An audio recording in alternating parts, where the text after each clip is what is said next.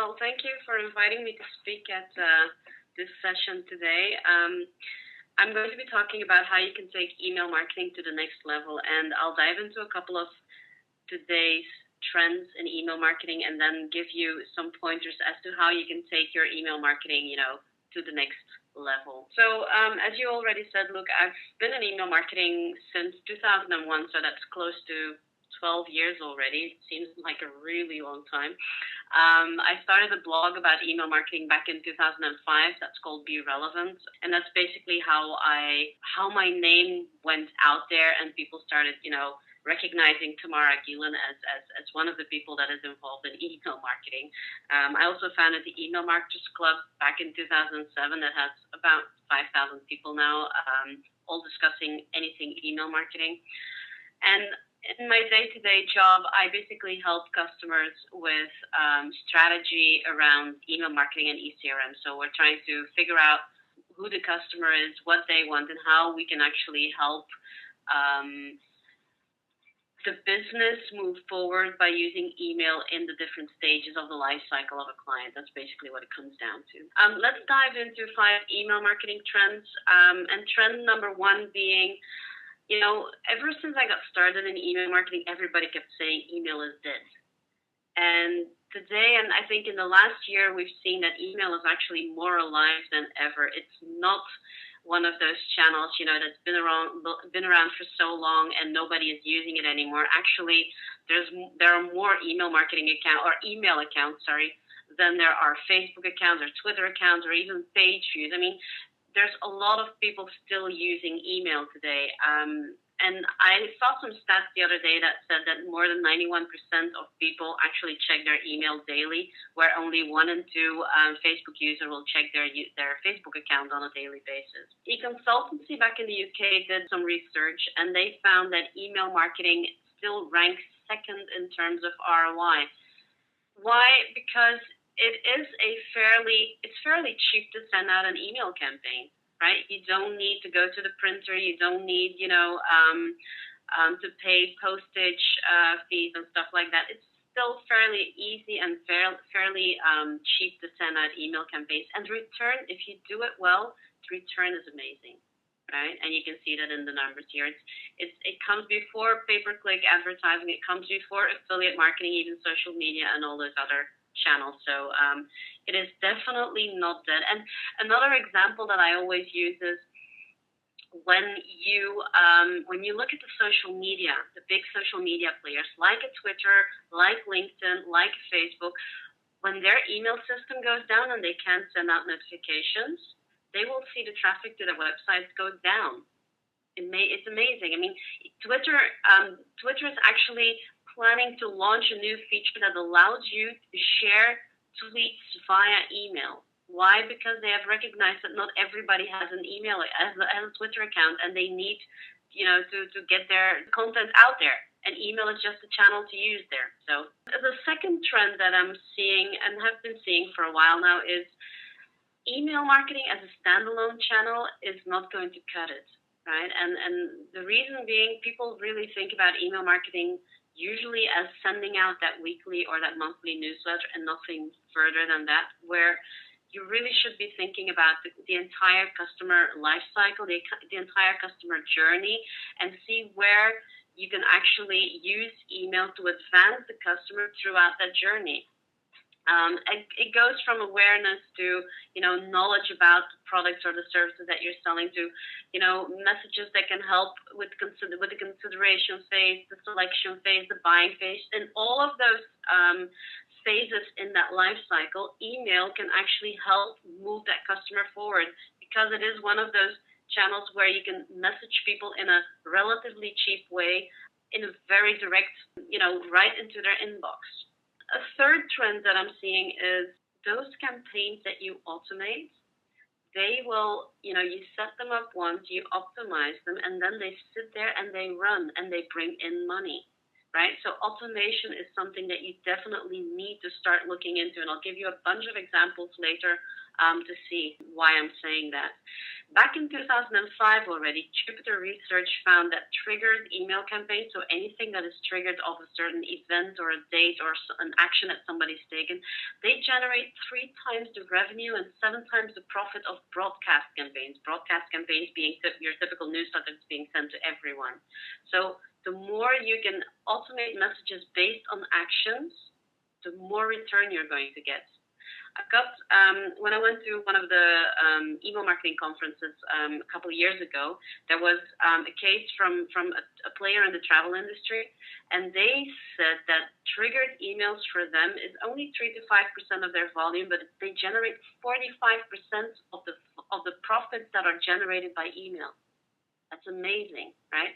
So if there was ever an opportunity for you to look into what you can automate, I would suggest you start looking into that in 2013. Then the other trend is obviously mobile readership. I've found some numbers from Litmus that indicate that in the past 18 months, mobile opens have increased with 123%. Now, overall, right, on a global scale, a typical number that we see in terms of mobile opens is 38%. So that means that more than 1 in 3 messages are being read on a mobile device. And depending on your target audience, that number will be lower or higher, right? If you have a target audience that you know are, if you look at your web stats and you see how many people come to your website and they use a mobile device to view your website, that gives you a good indication of how many people will probably be reading your emails on a mobile device as well. So look into those numbers and pay attention to the fact that this percentage will only grow. It will not go down. It will go up for sure. More tablets, more smartphones are out there. People are starting to use them more and more to read emails. You need to be ready with your email campaigns for mobile readership. And I'll tell you in a bit, how to do that. Just be aware, when people are reading emails on a mobile device, they're reading their emails on smaller screens, which means if you have the same content in your newsletters as the content that you would see on a wide desktop screen, it's going to be reduced. I mean, it's going to be a lot smaller, and people are on the go when they're reading these emails, right? They're sitting at a restaurant, they're sitting at a doctor's, they're waiting in line to pay at the supermarket. Yesterday, when I asked the question of what are the most unusual places where you read your emails on your mobile device, somebody answered, in the bathroom. Well, people read emails everywhere, and they don't spend a lot of time reading these emails, and what they do on a mobile device is they are looking first at which emails they can delete. So you really need to make your point immediately, and you need to build a relationship with, or you need to build engagement with these people. You need to let them know that every message that you send has value, and the only way to do that is by providing value in every message that you send, right? Don't send everything to everybody. That's basically the point. A next trend that we're seeing is email or inbox providers. If you know that 97 to 98% of all the emails that are being sent is spam, right? You know that inbox providers need to do a really hard job of trying to get the spam out of your inbox. So they're automating all those rules. And one of the things that they've come up with lately, and one of those extra things that they'll look at is, in the back end, they know what people are doing with your emails. You will only know whether people have opened an email when they download the images, and you will only know if they've clicked on a link, if they actually, clicked on a tracking link. Gmail and Hotmail and all the other inbox providers, they actually know whether you have deleted my emails before even opening them. They know whether you've read them without downloading the images, how long you have read them. They have all those statistics in the back end, and they're using that against us. Basically, they're using that to determine whether for person A to deliver my email to the inbox and for person B to deliver my email to the spam folder, because it's based on their behavior with my email. I'm not saying that that's the only thing they're looking at, but that is one of the things that they are looking at today. So how do we take our email marketing to the next level, take advantage of all these trends, and make sure that people are reading our emails, not deleting them, and they're taking action? The first tip that I want to share with you is we need to be more clever about our segmentation. And I talked already about triggered messages, and I talked already about automation and all those things. I just saw a question pop up. This is both B2C and B2C and B2B, right? Clever segmentation goes beyond segmenting based on demographics, goes beyond segmenting based on the typical band criteria, which stands for budget, authority, need, and what's the T again? I don't remember. Sorry. Timing, right. So and maybe RFM, recency, frequency, and monetary, segmentations. And today, segmentation really goes beyond that and really starts looking at behavior. What have people been doing in the past? What are they searching for on the web? How do they respond to our emails? Do they click? Do they open? Where do they click? Where do they go after the click? What do they buy? What other pages have they looked for? All that kind of information, if you can segment based on that, that is going to be the messages that you send out based on those segmentation criteria will be much, much more relevant than any newsletter that you send out to, just everybody because you feel that, the message is relevant for everyone. Anything that's based on behavior is going to be much, much more relevant to people. And I'd like you to think fast, the typical target audience for your newsletters. Let's say you are a company that sells reporting software, right? Then your typical target audience might be people in companies, business managers who need to get more access to the data that they are working with and stuff like that. But if you think past the typical target audience, you'll recognize that people have different needs at different stages in the customer journey. When they have just started looking for this piece of software, let's say, they will need to get different content, different information than when they've already reviewed a bunch of vendors, have already tried the software. You understand they need different information, and that is what you need to recognize. You need to start messaging them to them, preferably in an automated way if you can make it work. But that is definitely something you need to look at. So look past the typical target audience and divide that target audience up into subgroups, right? And think how you can help them move along the customer journey. Remember, I showed you the life cycle before, all these different stages. A couple of examples that come to mind. Loyal customers. You may want to send them messages based on, how long they've been a customer, how much they've purchased of you, how many purchases they've done, all those criteria. And you may want to send them specific messages that are triggered based on the time they've been a customer and the feedback that they've given you, and ask them maybe to, for testimonials, for feedback, try to upsell something to them. Then you have another subgroup in your target audience that may be customers that have bought only once or have bought only a small thing from your company, and you want to upsell them something else. So again, think about what kind of messages you can send to these people. What kind of messages are you going to be sending to new customers, right? Are you going to welcome them? Are you going to thank them for the purchase? New prospects. You need to, again, educate them about what it is that you're selling. You need to try to get them to, go to the next step. New subscribers. Again, welcome them to your newsletter. Welcome them to the company. Tell them again what it is that you... So those are all different target audiences within your main target audience. Inactive customers, the ones that have bought but have, lapsed for one or the other reason. People that have just recently become a customer. Subscribers that have opened but haven't clicked. Subscribers that have clicked but didn't convert. Again, if you send out an email campaign and you have probably, let's say you have 10% of people that clicked through and you have only 2% that filled in the form on the landing page, well, that 8% that has not done anything, are you going to send them a different message? Are you going to send them a follow-up message? Think about those things, right?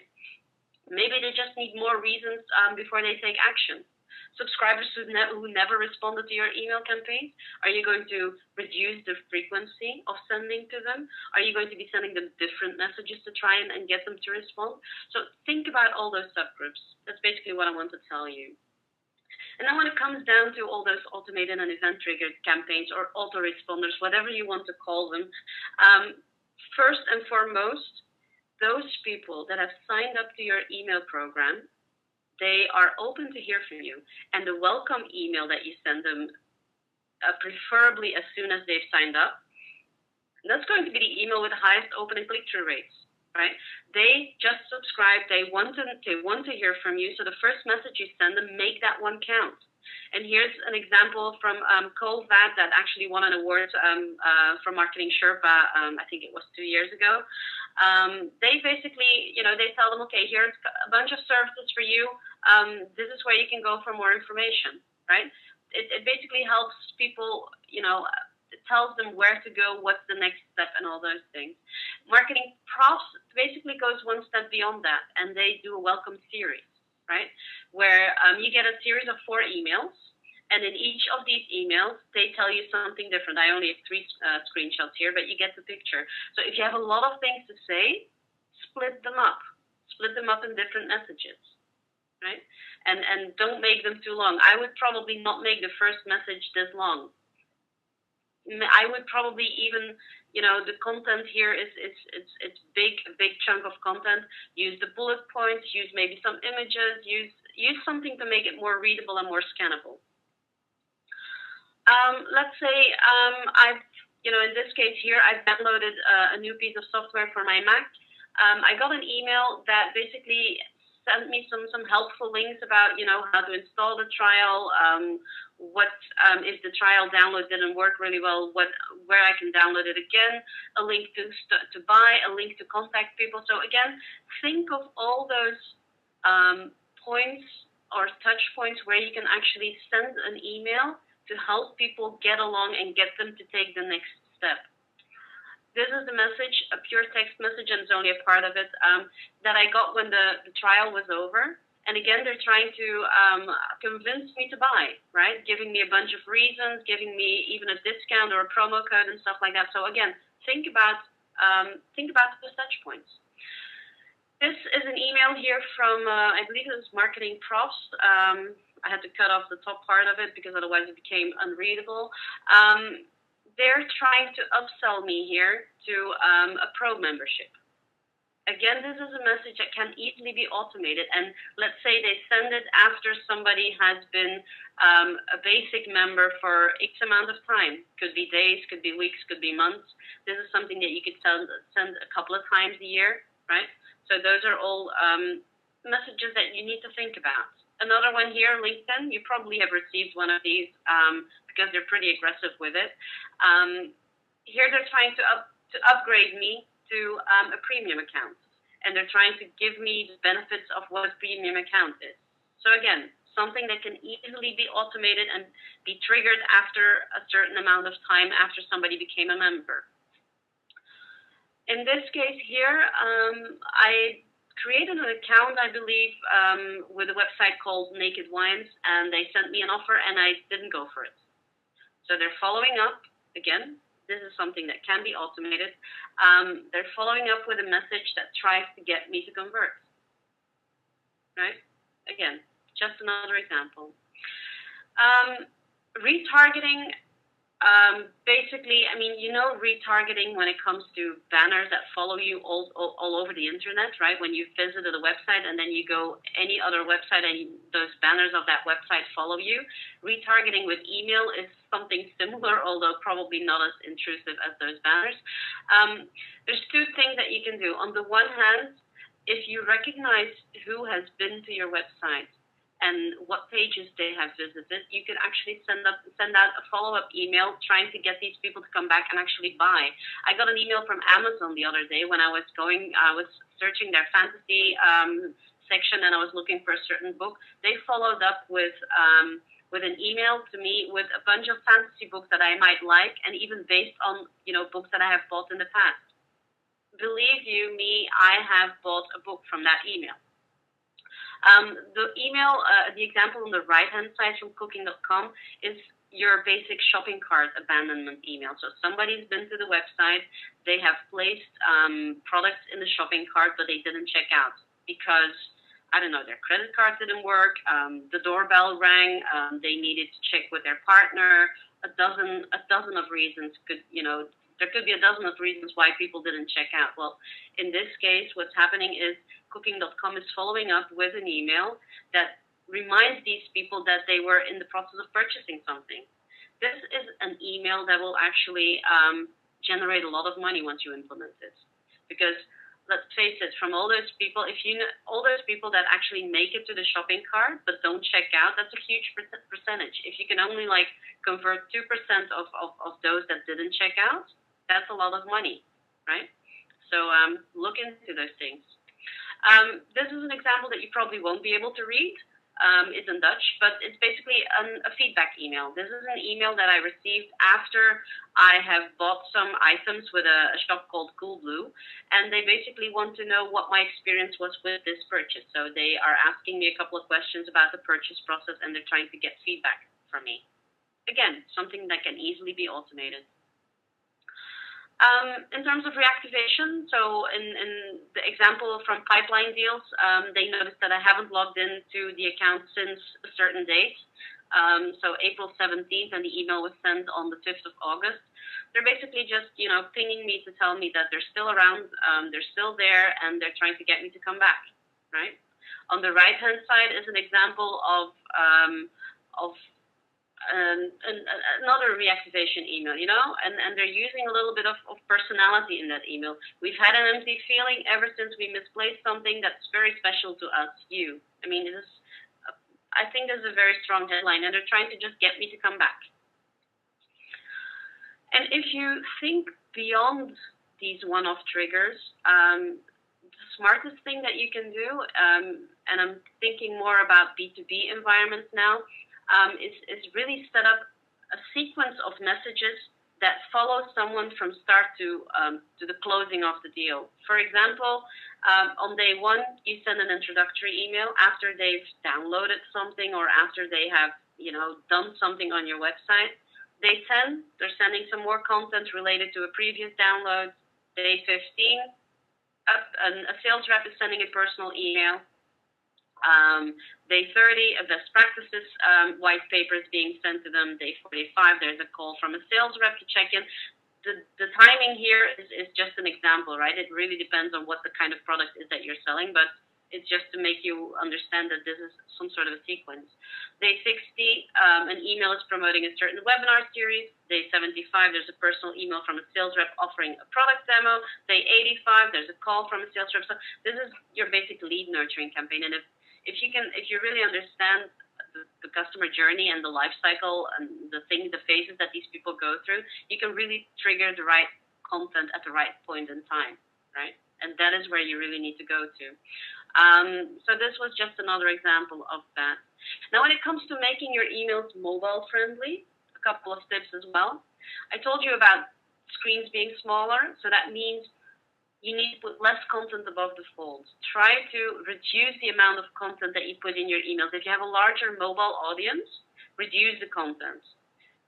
I'd rather see you send more than one email to talk about different things that you have than trying to put it all in one email, because people on mobile devices, I told you, they're reading these emails in between, they're triaging, they're just, they don't have as much attention as somebody that's sitting behind their desktop. Right? So less content and less above the fold, and make the fonts bigger.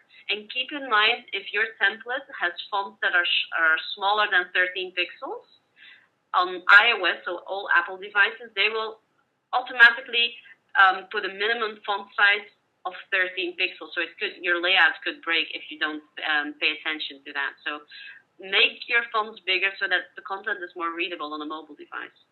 And also think about the fact that people they use their thumbs or their fingers to click through on links. So if you have a bunch of links all together with no white space around them, it's really hard for me to pick the right link with my finger. So make sure that you make those buttons bigger and that you have more white space around those links. And just think about the fact that, content is being consumed much, much faster. People have less attention, so fewer call to actions, less content, as I already told you before. Apparently, I think this is a guideline from Apple. To be able to touch something with your finger, to click on a link with your finger, you need about 44 by 44 pixels. So in the example on the right, you see there's 3 links with that finger that I might be touching in that area. So just make sure that you put more white space around it. That's the only point I'm trying to make. And then there's, and this screenshot got a little bit out of hand, but think of 2 things. The fun factor that we have again is iOS and Android. They will interpret HTML differently. I mean, we in email marketing, we already deal with the reality that Outlook and Gmail and Hotmail and Yahoo and God knows what, they all interpret HTML differently. Well, it's not anything different with mobile devices. So you need to start using a combination of fluid designs that scale back when you reduce the size of the screen, and responsive design.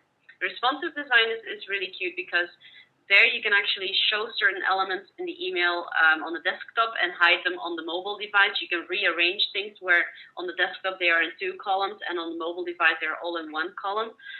Just make sure that when you start using responsive design and you start hiding things and everything, the size of the email, so even if you hide the image will still be downloaded to the mobile device. So you need to watch out with the size, the overall size of your email, because otherwise you're going to see that button at the bottom that says download the entire message, and you don't really want that. So those are basically the tips that I have for you today. These are my contact details if you need to reach me, +32 for Belgium. And if there are any questions, I'm happy to answer them. I've got a question here that says, in regards to retargeting with email, can people opt out? And the answer is obviously yes, because they can always unsubscribe, right? You are not allowed, if you're based in the US, you're not allowed to send out emails without an unsubscribe link. And I think it's probably a rule or in the legislation of almost every country. So you always need to send out an email with an unsubscribe link in it, right? So give people the chance to opt out. Is email an effective medium to reach out to these people? Because CTO or chief technical officers, and they're probably talking about, the IT managers in general, or CEOs, people that are usually not behind their desks and stuff like that. Yeah. I think that the reality of this is that these people are probably very prolific mobile email readers. They may not respond as well, or what I would definitely test with this target audience is using text messages versus HTML messages to see whether people respond more to the text than to the HTML message. I think it's a tough audience to reach anyway, because they don't respond very well to marketing in general, especially the IT crowd. But I mean, yeah, make the messages sound more personal. Yeah, maybe try to reduce the amount of marketing speak in those messages, and try maybe to target these people at unconventional times. Like, for example, in the morning at 7 a.m. when they're in the car and driving to work, or on a Sunday evening when they're bound to be reading emails because they want to be ready for the day that comes ahead. So try some approaches that are a bit more unconventional, but yeah, I think you can reach that audience with email. You just have to be a bit more clever and work a bit more harder to convince them. What resource would you recommend to look for responsive emails? Well, the use of tables is definitely something that we can't get away from. We need those tables, but when it comes to responsive design, media queries will work to make fonts bigger or to hide certain content. There is a blog called stylecampaign.com that has a lot of good information about responsive design for email. And yeah, I mean, he's mentioning Campaign Motor. I think they have a guide. And I don't know, Pinpoint, do you have a guide on responsive emails or design for responsive emails? And maybe that could be a resource that we can point to as well. What we've done is we do include quite a few templates. And I think also a great resource that we found for email templates in general that does include responsive design is a website called ThemeForest. It's themeforest.net. Oh, yeah. So they have quite a few additional designs. We have a lot of customers that we use their templates and then import them into Pinpoint, in addition to the templates that Pinpoint has. Yeah, I've been using them as a resource for templates as well. It's the templates are very cheap and they're actually very good quality. I'm sending to people all over the world. Are there any special issues to consider when sending to users worldwide?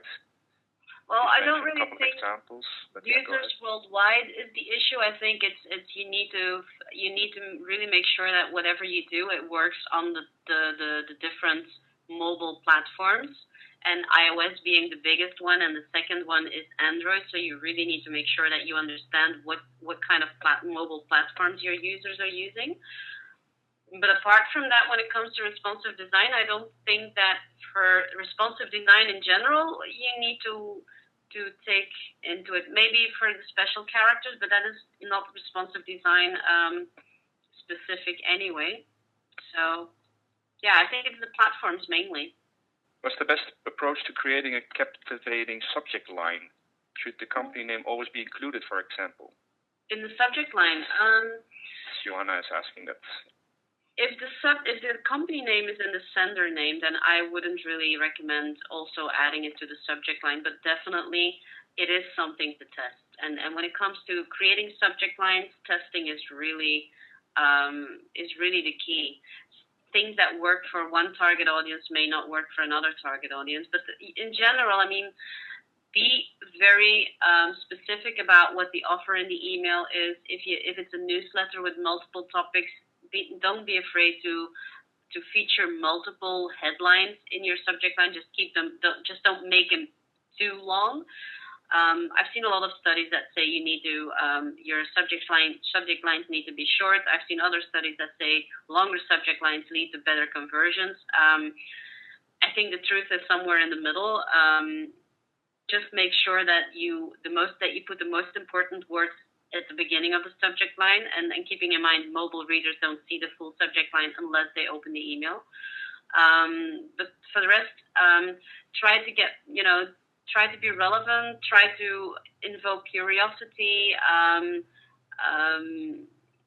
maybe a sense of urgency, a question that gets answered within the email. There's so many different approaches, and the tip that I always give when I do training courses is read the newspaper headlines and read magazine headlines and see how they craft stuff that you want to read, because that is basically the right way. I mean, that's typically how you should write your subject lines as well.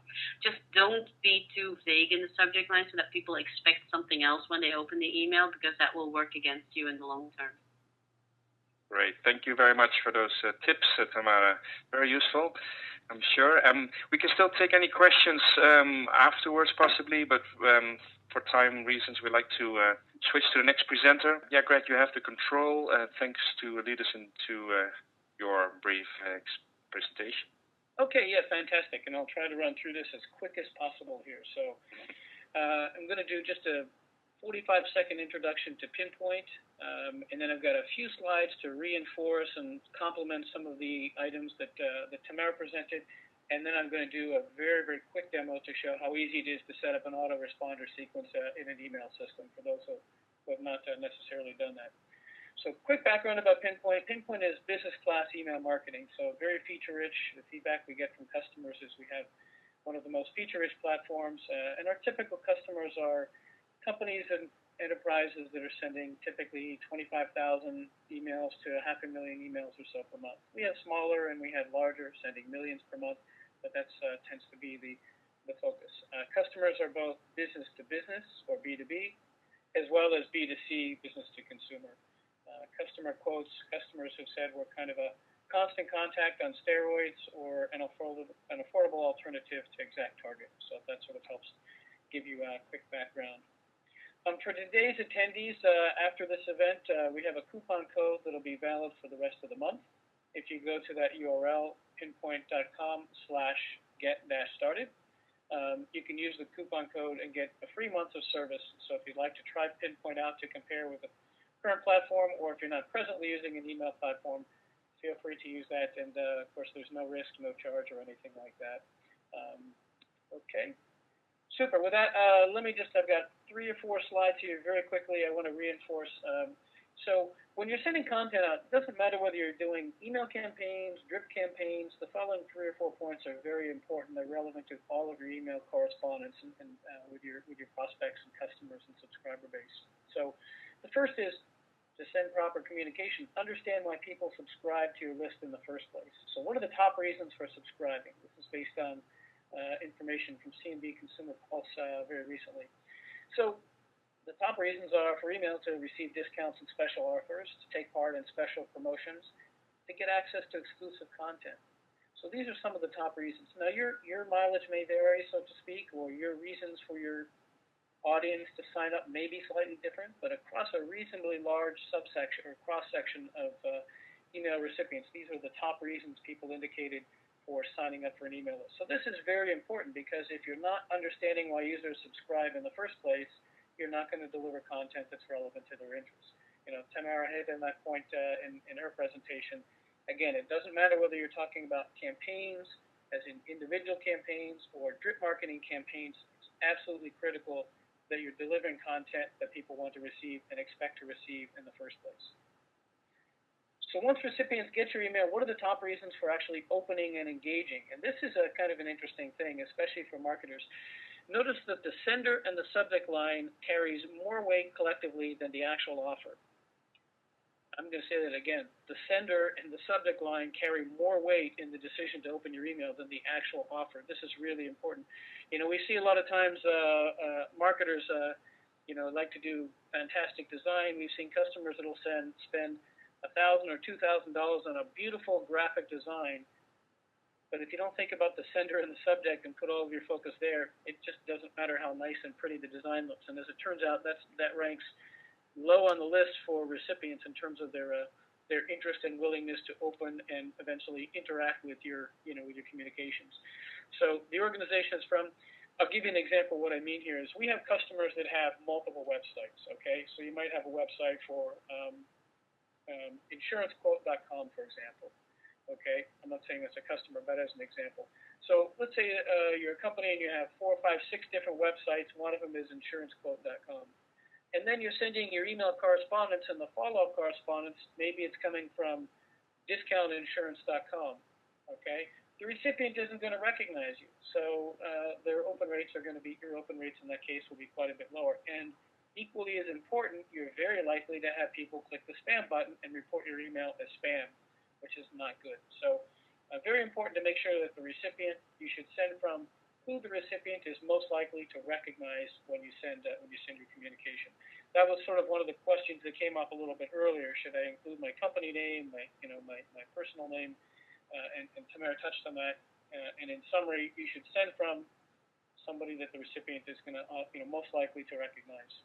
Again, the subject line. We have a whole separate presentation on subject line analysis and ways to improve email response rates. What we've generally found is the sweet spot for subject lines within our customer base has been about 45 characters. So that's sort of a magic number to work for towards as far as the total length of the subject line, including spaces. Okay, and then final note, top reasons for not opening are I'm not interested, I get too much stuff from your company, I'm getting too many emails in general, I'm too busy, etc. But you can see the main reason is the main reasons are basically getting too much information or not relevant information. And finally, given those 4 slides or 3 or 4 slides, what can you do to improve the relevance or improve the response rates? And the 2 takeaway points, very key, are stay relevant and don't oversend. And oversend is, there is no magic number to say, should I send once a month, once a week, once a day?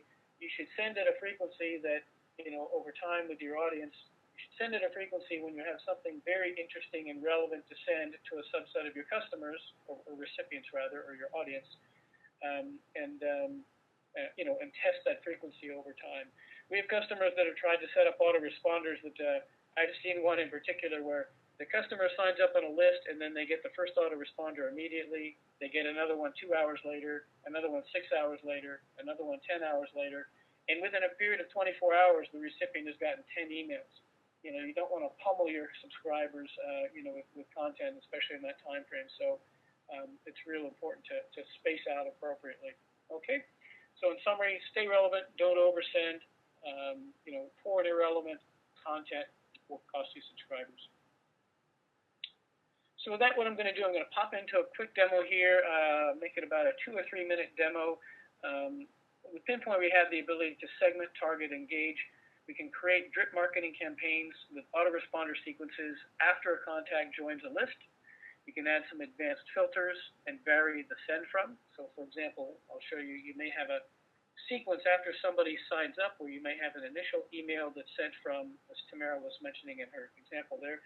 The first email may come, say, from support that may explain how to do something.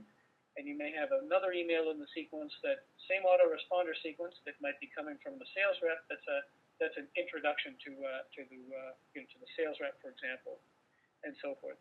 So we have drip marketing campaigns, and then also smart segments where we can combine behavioral information as well as demographics and custom data to segments. So, for example, creating a segment based on only those people who opened a previous campaign and or clicked on a specific link, okay?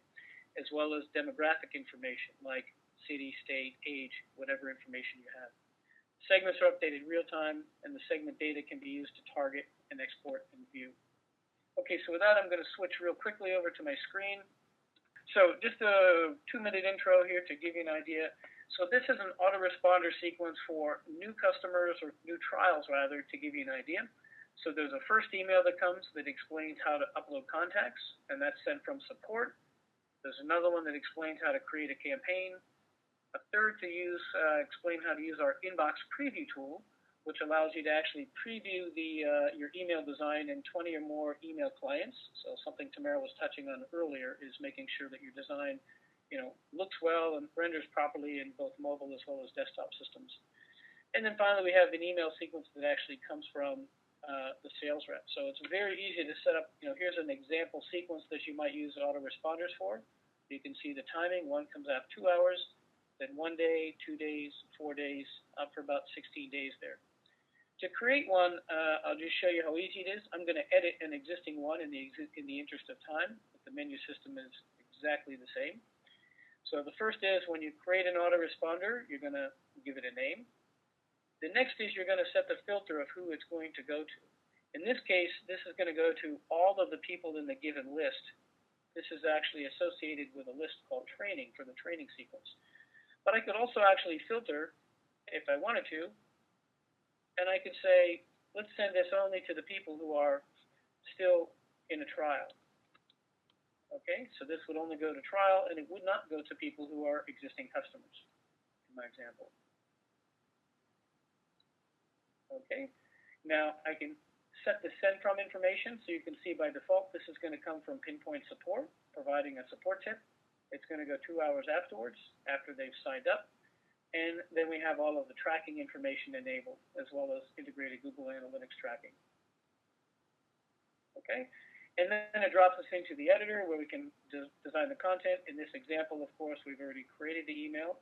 So, in the interest of time, but typically you could either directly create this, or you could upload the content, upload the HTML directly if you wanted, or upload an HTML file.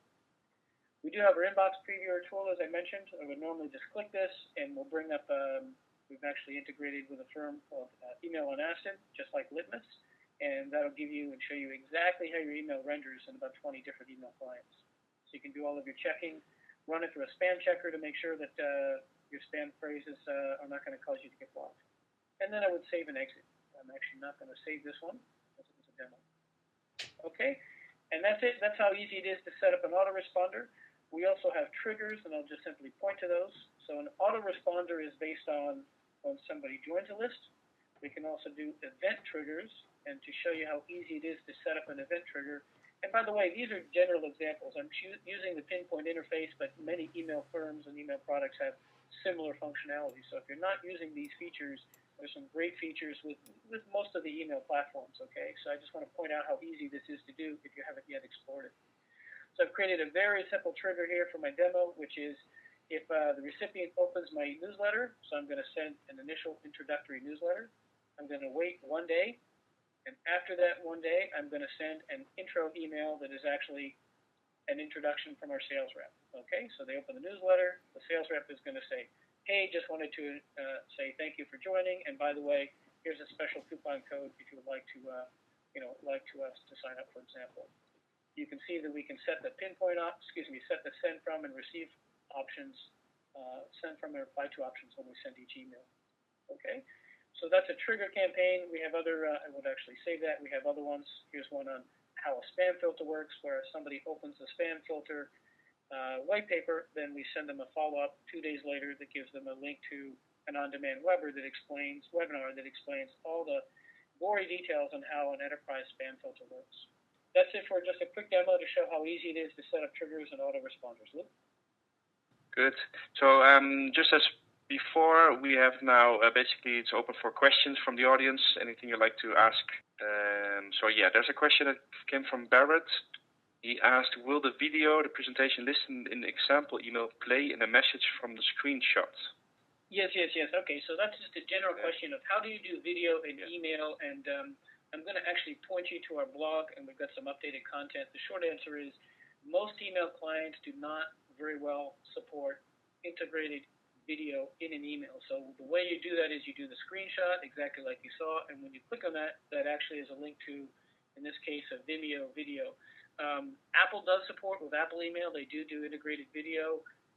If you send a YouTube video, it'll actually link in, and it's in Gmail.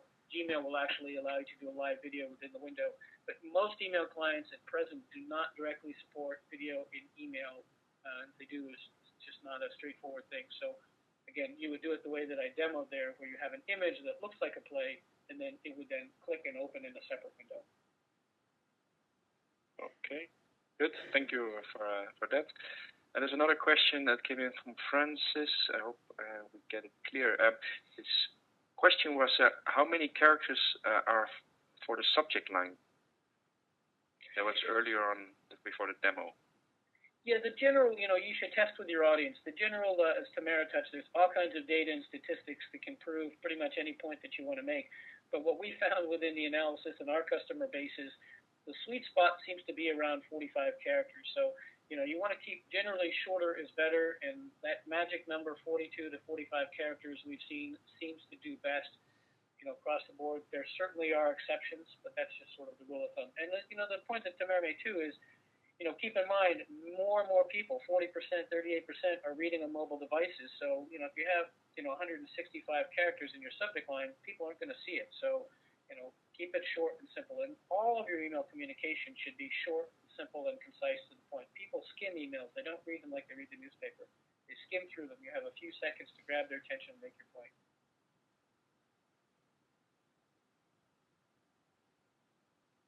Good. Thanks. And also for making that to the point and short and simple, your answers. Very good. A good question from Shannon just came in. It seems like this level of segmentation requires a very high integration with your CRM. Can you speak to that? Yeah, so that's a great question.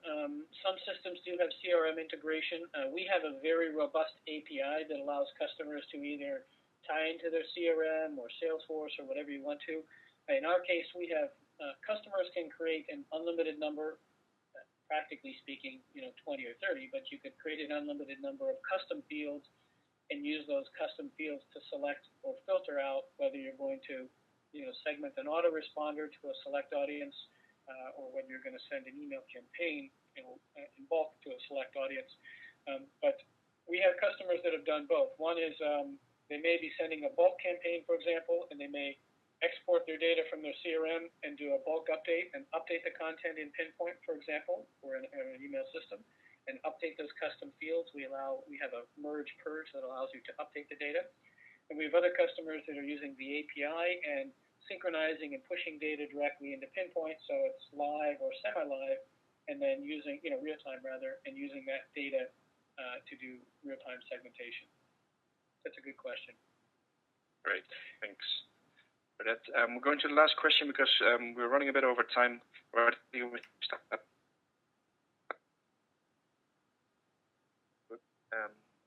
So let me see, there was a question from Dale. For B2B email communication, what is a message frequency, especially when dealing with a long sales cycle? Yeah, that's a great question. What we find that the general answer is test with your own audience. We see customers anywhere that send anywhere from once a month or every 2 months to every day. The starting point, if you want a starting point, I would generally say, and again, this is a very broad stroke, but anywhere between 2 to 4 times a month is probably a good starting frequency, and then test from there.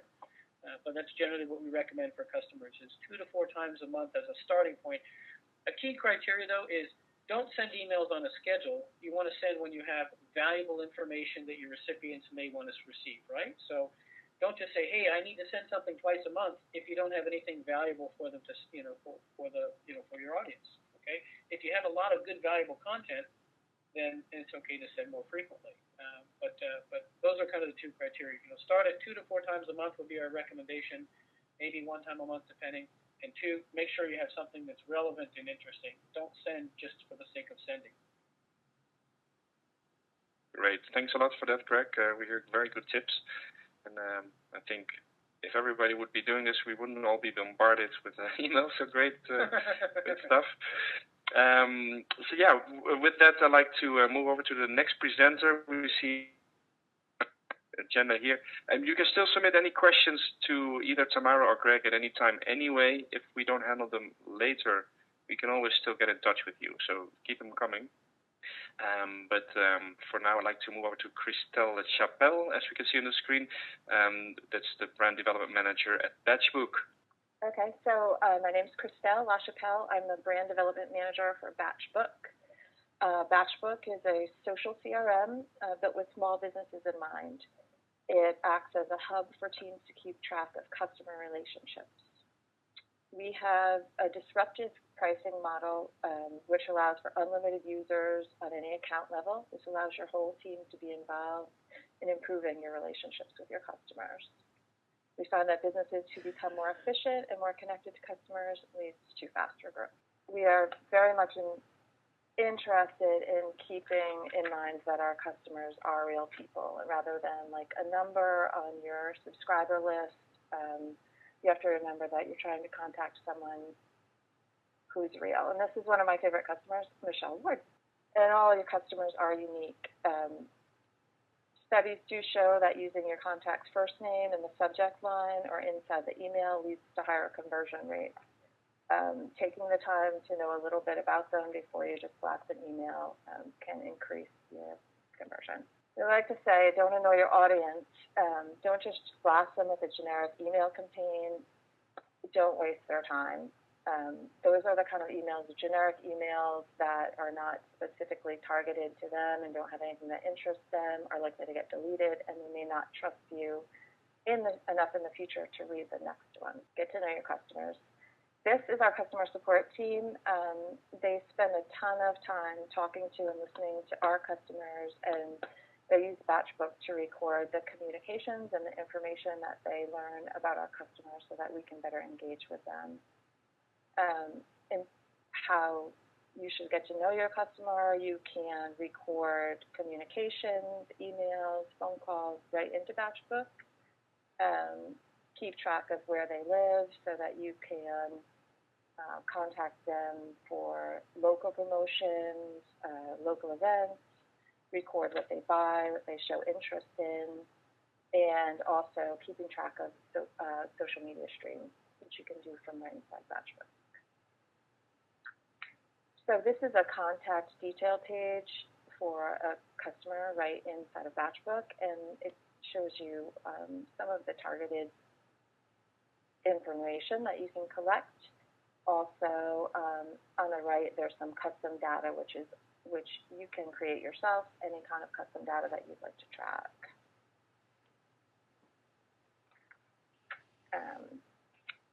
So also also, customers can be tagged by any type of, here you can see sales inquiry, but it could be by any type of special targeted marketing you'd like to do in the future.